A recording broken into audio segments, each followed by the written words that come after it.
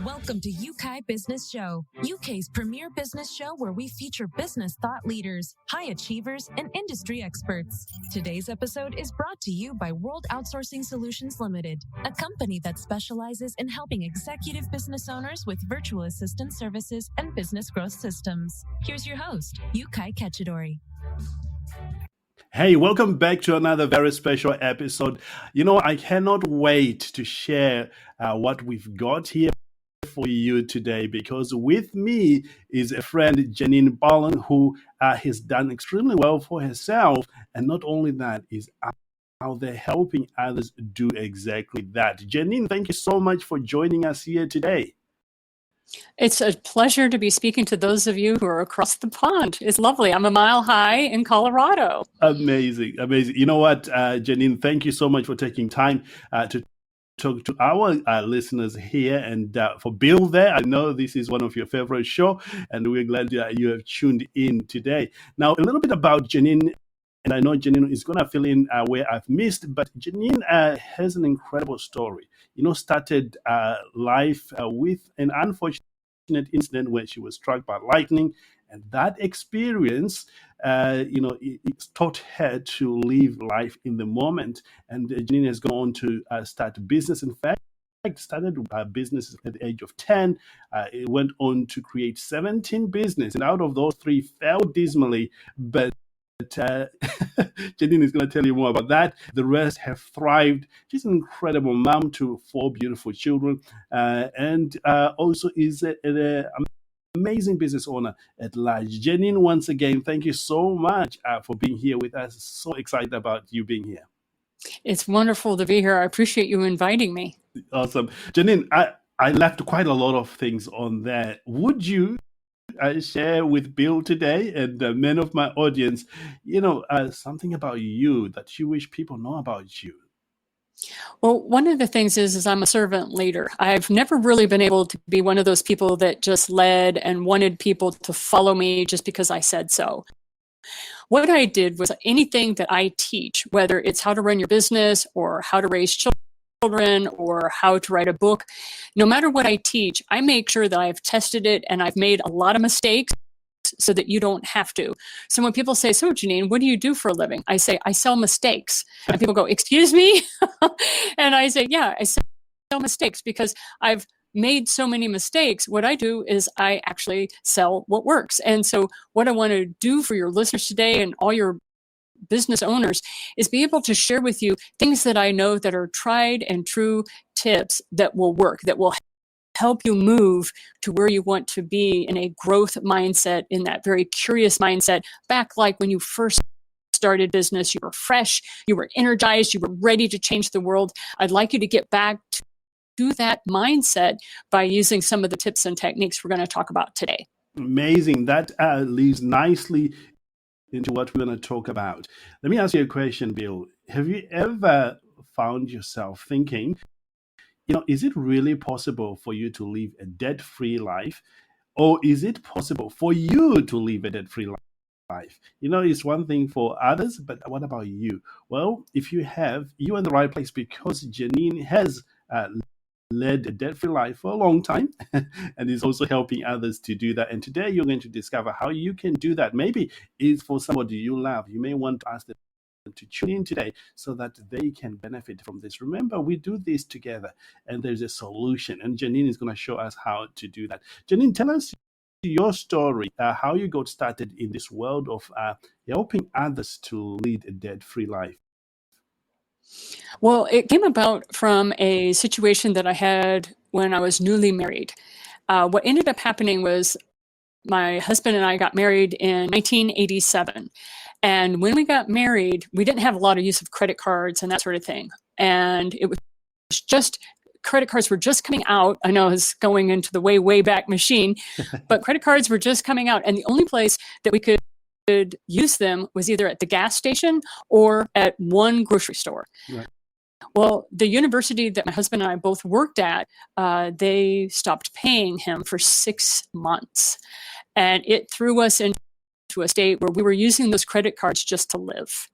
And we lived in a very rundown house trailer kind of prefabricated home that had a tin roof.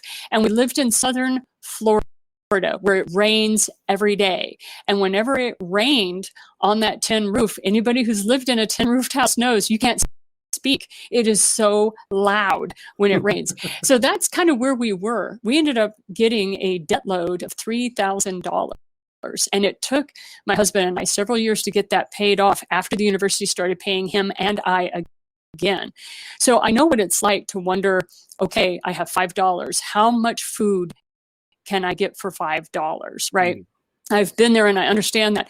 So my story is not one of a hard luck story. My story is one of, okay, I swore I would never do that again. I would never allow myself to be put into such a position that I would be unable to live. And so I started a system for my family and myself called the 60-40 principle. And I just ran that for my family for years.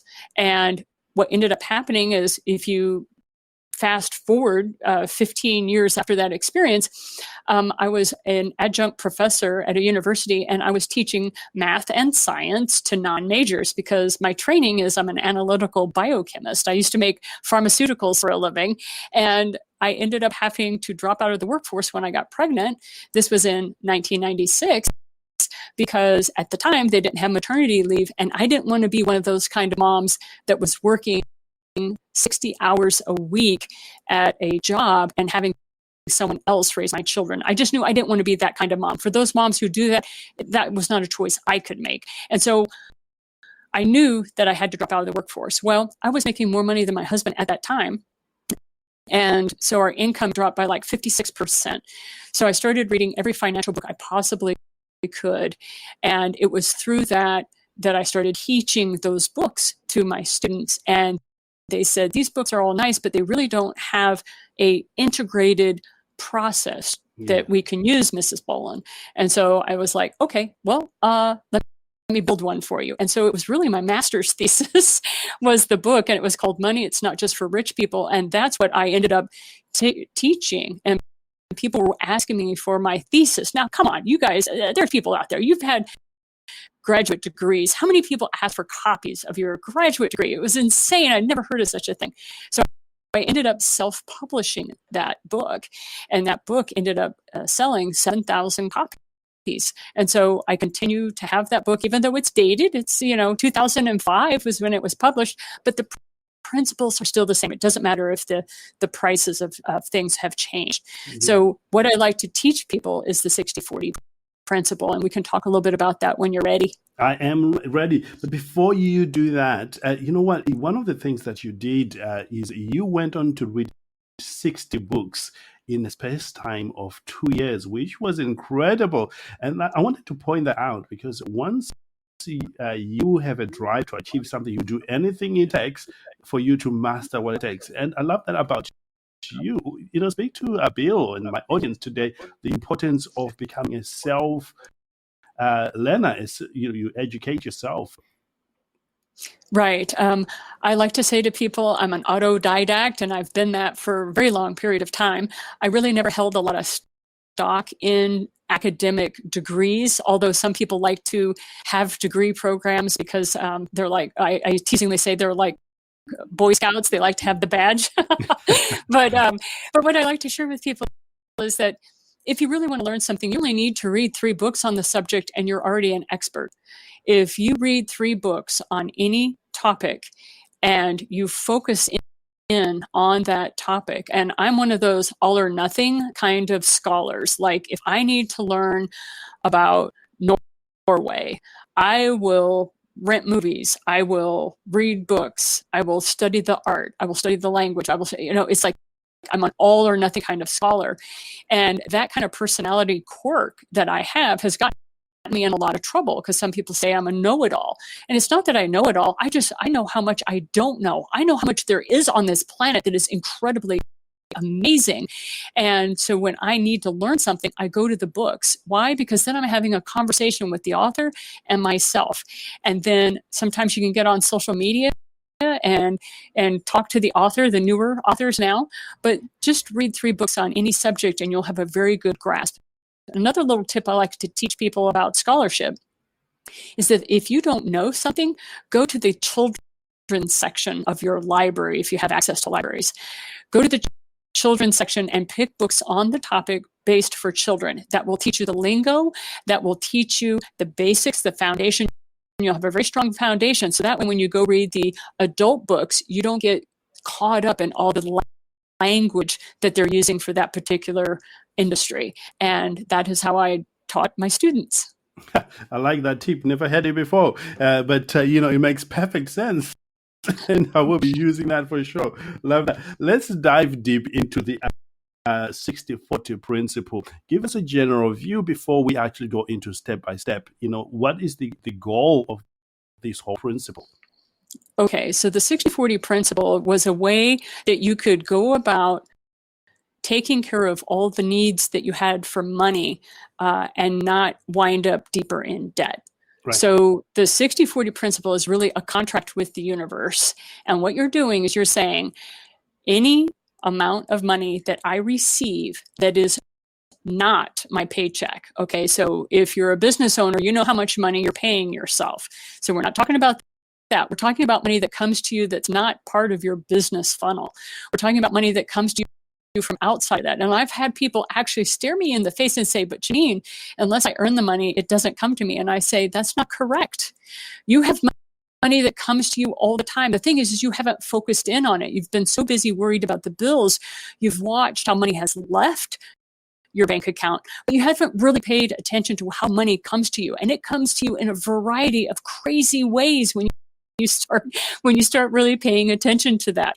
So the 60-40 principle is kind of the ideal. What we want to do is we want you to eventually get to a point where you live on only 60% of your income. Now, for most Americans, because I've done most of my teaching in Canada, the United States, and China.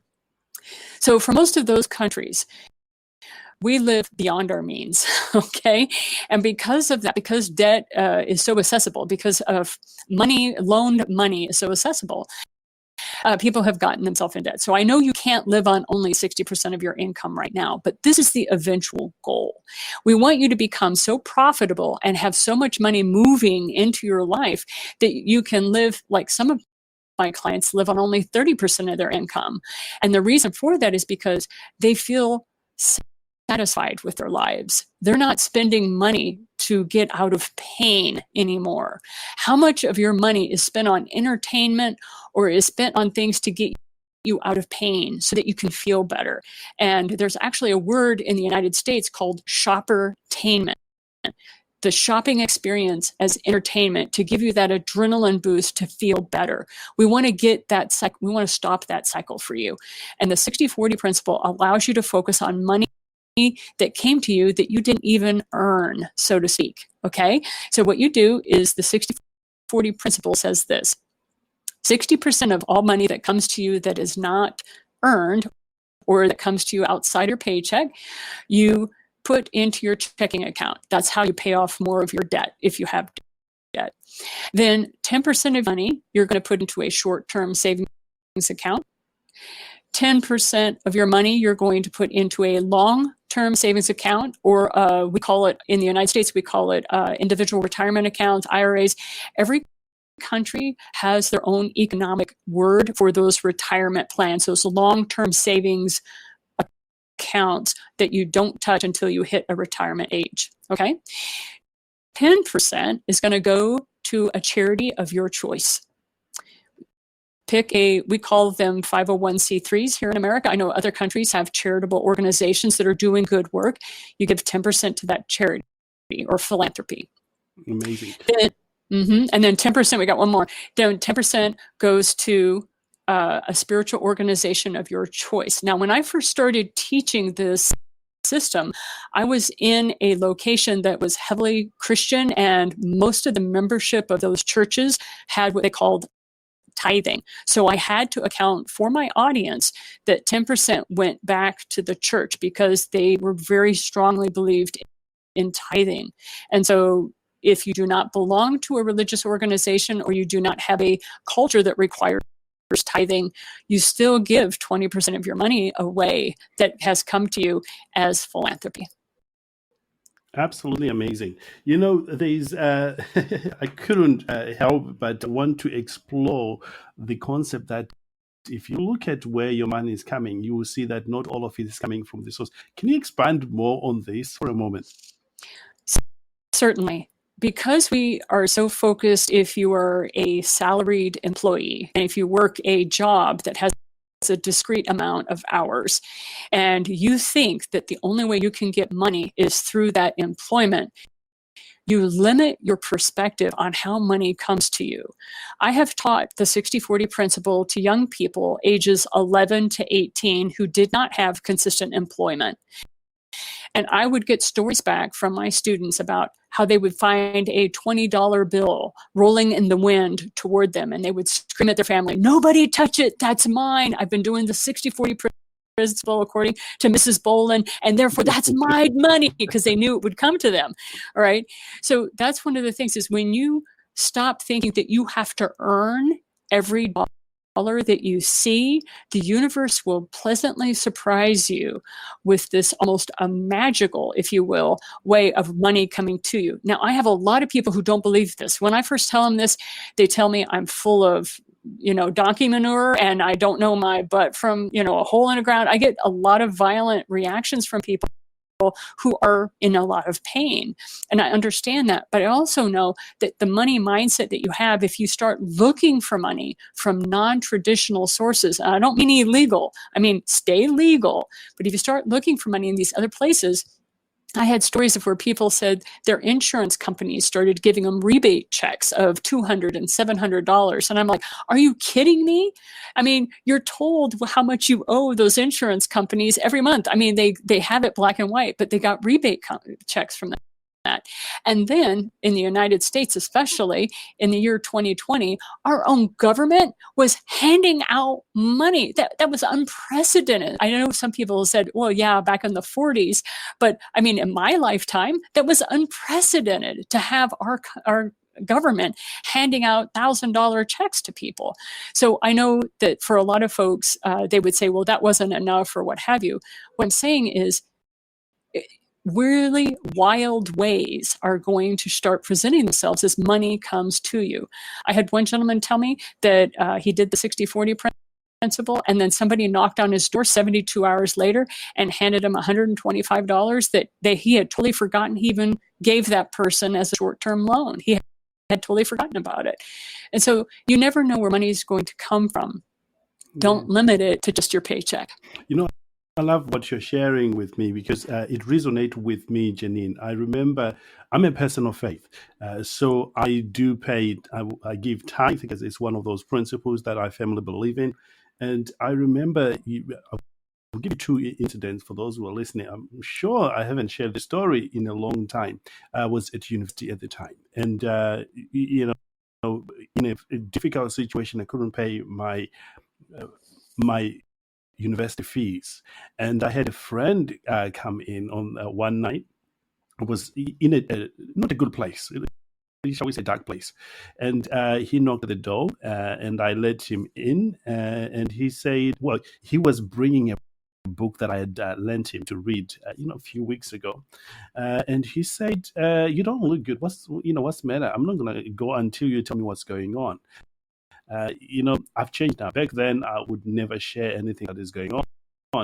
Now I'm still working. I'm on the journey, much better than I was back then. So he pushed and pushed and pushed, and then I said, "Look, I need $1,000 by this Friday, or I'm going to be in a serious problem because I've migrated from Zimbabwe. For those who are listening, they know the story. I live here in England now, and the time I had to pay my university fee so that the home office, which is the legal, the immigration, would allow me to stay in the country. If I failed to pay that $1,000, £1,000, which was going into my final fee, they would deport me. They would say, you don't have means to stay in the country. So I was distressed. It was my final year, and I didn't want to leave without completing. It was a difficult time. And here's what happened. He said, oh, it's just $1,000? Well, he said, just 1 minute, please. And he went straight to the car, brought a check, and wrote £1,500 straight for me. And I thought, I had not worked for it, I had not earned it, but it just came my way. And I can honestly say that it's directly linked to what you were saying. The belief in giving charity and time. I can tie it up to that, which is absolutely incredible.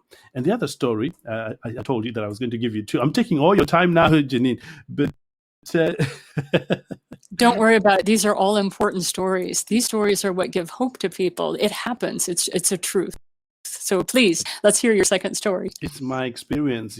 People can say, "Oh, it doesn't work." I say, "Okay," but this has worked for me. Just during the pandemic, we when everything wasn't going well, I can't say it wasn't going well because I had some amazing success. But just to touch on the story that money comes from everywhere, Clubhouse came on the scene. I'm not so sure if you're familiar with it, but many of my audience are now familiar with Clubhouse. I joined in there. I started figuring what was going on. And within a very short space of time, I figured out how I can add more value there and created income. Within 3 months, I'm going to say it anyway, I generated £30,000 in 3 months, which was unheard of by just adding value on Clubhouse. A very short space of time, I did not earn it. It found its way to me, which is an incredible thing. Again, what you're talking about, Janine. And I would be glad to share with your listeners, this stuff does work. And I have had people walk up to my door and hand me checks to the tune of $20,000 and $23,000. And I needed that money at that time to pay some medical bills that I had managed to get. And it was just blowing my mind that the universe was taking care of me. So I know it sounds very woo-woo, and I know it may not have a logic side of it, but that's the thing I think people sell themselves short on, that when you have a true need, the universe will bring resources to you.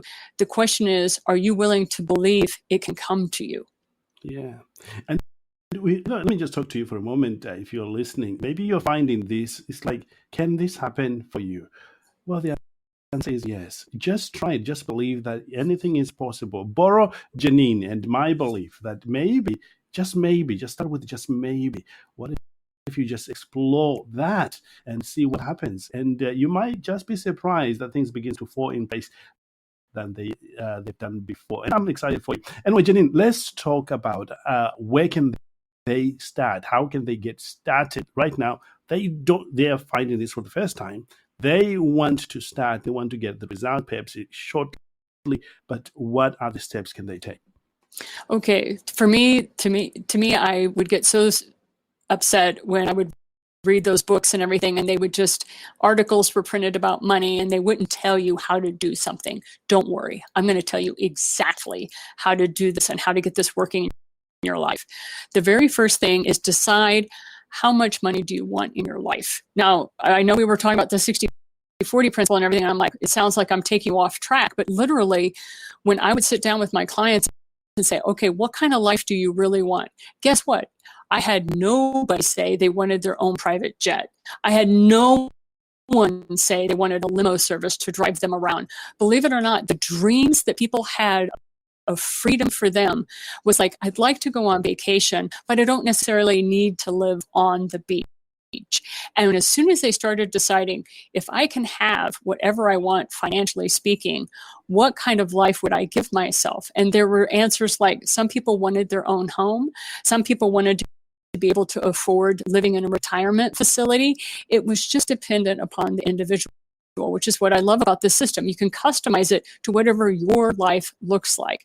Now, I did have a couple of clients that wanted that ideal life that they show in the movies and stuff, like where you're languishing on the beach and you're, and you have like 5 different homes and stuff like that.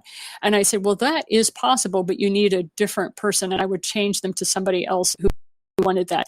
I am really talking to the individual who wants a life that they know is maybe just out of reach or just beyond the horizon. Stretch yourself and say, what if you had all the money that you needed? How would you truly live? And it's amazing the answers you will find yourself giving yourself. Right now, a lot of the money that you're spending is because you're in pain. But if that pain was gone, what would you do as a life? What would you do for life? How would you express that life? So that's the very first step.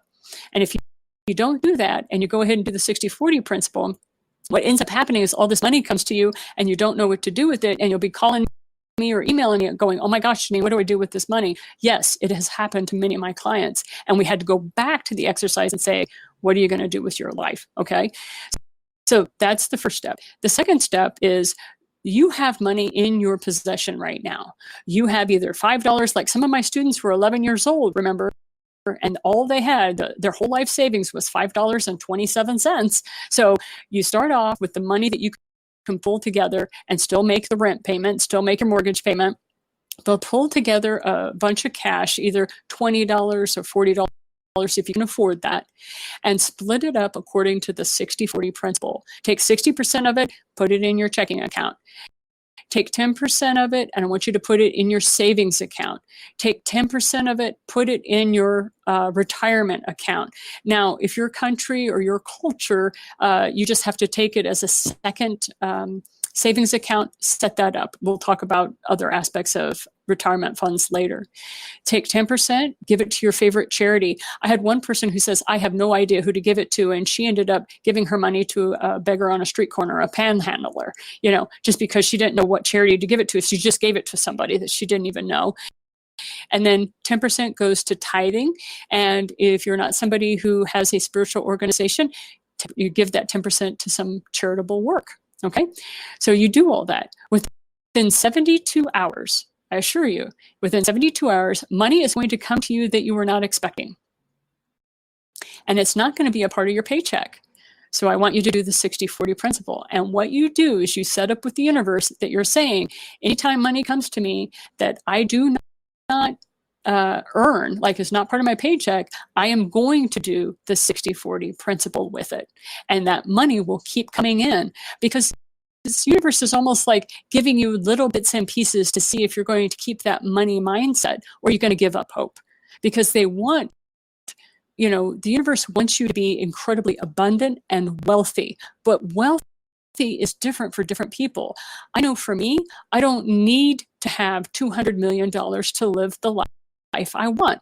I am living the life I want now, and I am working because it is part of my philanthropy to the rest of the universe, so yes, to the world. The thing is when you get to a place where you know what you want and the life you want, it's amazing how satisfied and happy you become, even when things get scary. Even when you have times where you really don't know how you're going to make the next rent payment, you still have this hardcore truth that the 60-40 principle is going to pull you through that because you are following that system. And over again, I've gotten scared and something happened, like a huge medical bill or a child of mine needed surgery or something like that. And I was like, I had no idea where the money was going to come from. And I'd take my $20 and I'd 60-40 it just to let the universe know, hey, still doing this. And money would find a way, or the price would drop, or somebody would offer to do something charitable for me. So that's step 2. Step 1, figure out what kind of wealthy person you want to be. Number 2, do the 60-40 principle with whatever cash that you can build up together. Number 3, while you're waiting on that 72 hours, declutter your house, your apartment, your car, your garage. Believe it or not, if you're in America, Australia, England, Canada, those are the countries that suffer the most from too much stuff. I know that every book on your bookcase is not one that you're ever going to read. Many of the books may have been gifted to you and you have no idea when you're ever going to have time. You need to pass those along. I know that there are areas of your home where you have a bunch of stuff that is family heirlooms that mean absolutely nothing to you. Find a way to pass those along. We have an abundance of stuff in our lives, and that stuff gets in the way of our joy. Wow. Amazing. Absolutely amazing. Listen, if you want to know more about this, Janine has created an amazing course that you can have access to. Janine, do you want to share that for a moment? Oh, okay. It's called the 10 Steps to Abundance. It basically describes everything that I just talked to you about, but it goes a little slower than what I did. And you can go to my website, the8gates.com, and you can sign up for it. And I don't pummel you with a lot of emails. You'll hear from me about once a month after you finish the 10 Steps to Abundance course. This is incredible. Again, I want to share my story, especially of the last principle, decluttering your space. I'm one of those people that in the beginning, I've changed now. In fact, I'm getting better every single time. I wanted to hold things closely. But I came across some teachings of John Maxwell when he was talking about streamlining your life, take out anything that slows you down, that holds you back. And I can honestly say, the moment I started decluttering, getting rid of the clothes that I had not worn for over a year, it was a difficult process of doing that, because it was like as I was taking that out of my place, my closet, it was like I'm taking a part of my life out. But just persevering. In fact, I got help, really, because I put it on my I don't know if it's cheating or it's just being wise. I've got a coach, so I talked about it, said this is what I want to do. So I knew that I'm going to be accountable. I'm going to be answering to the questions. So I had to do it because I'm paying somebody to ask me these questions. But here's what happened. As soon as I managed to get rid of many things, I'm still getting rid of some of things. Perhaps some of my books that you see on there, they're ready to go. But, life took on a different meaning. In fact, I discovered that I don't need more than what I already have. It is amazing. So thank you for sharing that, totally. It's one of those things that I do for my students because we have an abundance of things. I like to tell people, please realize that if you look at the medieval kings and queens of the day, no matter what country they were in, you have to remember they weren't in temples filled with gold. Some were, but not all the kings and queens of that time. In order to have music, they had to have musicians come in and play for them on instruments. I have a music that comes out of my headphones whenever I tie into a device. We have access to things that the kings and queens of old would have loved to have had access to. So we are very affluent. So the problem is, well, why am I not happy? So we assume the reason we're not happy is because we don't have enough. And everybody's enough is different. That's what makes us individuals. And so you have to decide for yourself, what is enough? So when I decided to stop buying stuff and I only purchase things that have a practical value or that bring me joy, then I go ahead and do that. But for the most part, I have too much stuff still in my house. So when I declutter, believe it or not, I have to declutter 4 times a year because stuff finds a way to get into my house. A lot of times it's through well-meaning people who give things to me. They're so grateful for what I do for them or help them with. They're constantly giving. And sometimes I have to find space in my home for some of them because they're such beautiful things. But it's one of those things that it's not a one and done aspect. Decluttering, it constantly has to be done because you're, like you were talking about, you're evolving, you're getting better with it every time. And every time you dig a little deeper and you go a little further. So be gentle with yourself. You've not done this a lot before. And I know you may be a business owner and you're like, Janine, I don't have time for this. And I'm like, please make time. You need to make time to take care of yourself and the items that are in your life that are keeping you from rising to your fullest potential. Amazing. Absolutely amazing. Well, Janine, we are coming toward the end of our time together, and I'm always excited. In fact, we were talking about another subject that you really, really are good at, and would love to have you back and talk to my audience about that. I know Bill will be very excited to hear that for sure. But before we let you go, for those, again, who wants to go further in their study on this subject, where can they find you?